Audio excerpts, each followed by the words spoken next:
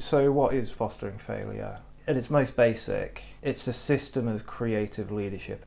It's not creativity training per se, although there's an element of that, but it's actually about what you as a leader can do to create the right environment so that your team, your workplace are able to work creatively, to innovate to their maximum capacity, to not be afraid of trying new things. The necessity to just be able to just try things, to just go out and try things and experiment and play, because that's the only way that you're ever going to discover something really new and really innovative, is just by being able and feeling free and feeling encouraged and supported to go out and just try. Sometimes people would come back with something completely insane, and sometimes people would come up with things that are absolutely amazing. But what happens around that and outside of that, and this is kind of the more experiential thing that you can tell people, but I don't think it really becomes clear until you start experiencing it, is that once you've created that environment, what I call the failure safe space, then stuff just spontaneously starts happening in a way that you're not prescribing and you're not trying to foresee even. So what the training system is about, it's not specifically about what you're doing within your field or your discipline. It's what you're doing as a creative leader to generate that space, and that space can apply in any situation where creative thought is needed. It's effectively a set of psychological skills, personal skills that you as a leader require, and it's a set of environmental factors that you can set out to create. Just the way that you deal with the space and the way that people respond to you and to one another is hugely impactful on how successful you are at creating a truly safe feeling environment. And people are not going to really experiment, they're not going to really take risks unless they feel safe, which is why there are things that you need to understand, like how feedback works, what you need to do to step back as a leader and not be overbearing or frightening to the people there, the way that you need to actually let go control and allow your team to go off and do their thing. So that's what the training system is really about. Ideally, what you should be doing as a person who is in charge of a project is you should be getting the best people that you can think of to do the job and effectively getting out of their way and letting them do it. But it's very interesting, the amount of people who feel like they really need to micromanage and they really need to individually control every single step of what's going on. The thing about creativity and the thing about innovation is that we have these narratives of the individual genius. And I don't doubt that that does happen, but I think the majority of the time, really inventive, really creative things appear when you have a group of people who work well together, who are able to fire on full cylinders to work to the best of their capacity. Because creativity is essentially about looking sideways, it's about wide thinking. It's about making connections between very disparate ideas and very disparate concepts.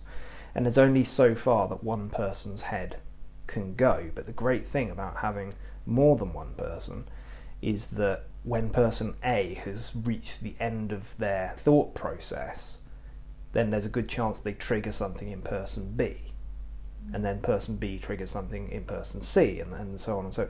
And this is one of the reasons I think breaking off, going off in doing little mini tasks and then coming back and sharing them with one another and then breaking out again and coming back is so important, because you're generating as many solutions as possible, but also as many triggers for other people as possible.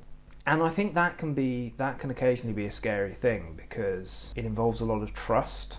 It involves a lot of trust in the people that you're working with, and it also involves a lot of trust that something's going to come out of this. And I think I've reached that level where I just trust the system. I know that if I follow this process, positive, inventive, creative, amazing things will come out of it. And I'm lucky I have the experience that's proven that to me. And I guess that's part of why I really feel like this is not a one and done. This is not a you watch a PowerPoint and now you've learned what I have to teach you. It's an experiential thing. Because things like trust take time, and also just that personal skill set, it takes time, it takes practice, it takes getting it wrong, it takes failing and learning and la-di-da-di-da. There's this myth, there's this idea that creativity is something that some people have and some people don't. You're blessed with talent or you're not, and I think that's total crap. And so what this is it's kind of a rejection of that idea, and it's saying, what do I need to do as a leader to help my team to get to that place of trust, to get to that place of being able to work to the height of their capacity? How can I do that in a structured, intentional and repeatable way, so that it's not an accident, something lucky that happened, and when I move on to another team, then that's it, it's over. I can replicate it. Part of the process is removing ownership and is creating the space whereby this work can be done, to the extent that it seems impossible, or it seems almost impossible, because actually it's surprisingly simple. And it reminds me of improv theatre groups, and the fact that people refuse to believe that they're really doing it when they're really, really good. People refuse to believe they're really doing it because they think it's impossible. Actually, it's based on a very simple set of rules, a very simple set of principles, and a group, a team, who really trust one another, who really know how to work together and are practiced in working together. And if you can get those factors right, then you can do impossible things.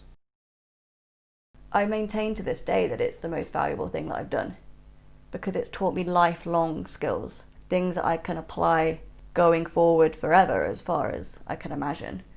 And you can't put a monetary value on how important it is or just how necessary those skills are. Having a team that you value doesn't just happen, and I think it takes skills and a certain way of leading to be able to get the team working to its full potential, to its maximum output in a way that feels natural and easy. You know that you're going to be coming up with ideas which are far better than you would be able to produce by yourself. I think it's about taking away that deer in the headlights kind of feeling, where everyone feels confident enough in their own abilities, or at least confident enough to know that they're not going to be rejected. And having a team that can do that, it's exciting. It makes the team feel valued. Everyone feels like they're contributing. It makes people feel proud of the work that they are creating.